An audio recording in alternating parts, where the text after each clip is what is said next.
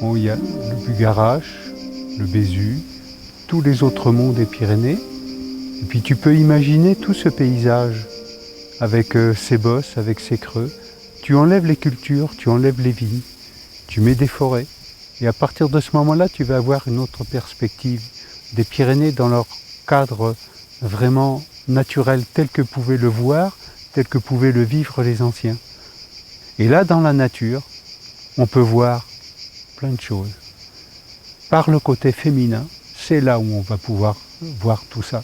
Et justement, de là où on est, de la serpent, c'est là où ça nous permet d'avoir toutes ces perspectives. Il suffit tout simplement de contempler et d'écouter la nature.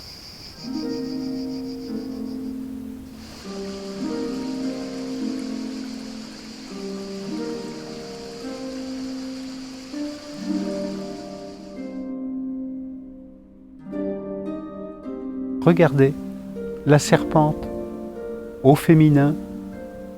Drôle d'histoire, non ?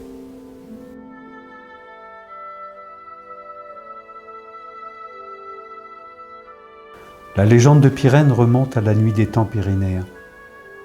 À cette époque ancestrale, Marie, la déesse mère de tout le massif montagneux, les forces divines et les éléments de la nature et des entités surnaturelles, cohabitaient avec les humains, jusqu'à ce que survienne un personnage étranger. C'est alors la confrontation entre ces deux univers antagonistes du féminin sacré et du masculin dominant, que la mémorable intervention de Pyrène s'inscrit dans le mythe fondateur des Pyrénées, jusqu'à lui donner son nom. J'ai le plaisir de vous présenter, de vous raconter l'histoire et la légende de Pyrène, ce mythe qui date depuis la nuit des temps dans les Pyrénées et qui a donné son nom au massif montagneux qu'on appelle maintenant les Pyrénées. Ma première découverte de la montagne, ça a été dans les Pyrénées. Un contact avec le féminin sacré qui peut se transmuter en puissance intérieure peut aussi basculer vers une puissance extérieure qui, elle, plutôt que d'être intégrée, peut devenir destructrice et dévastatrice.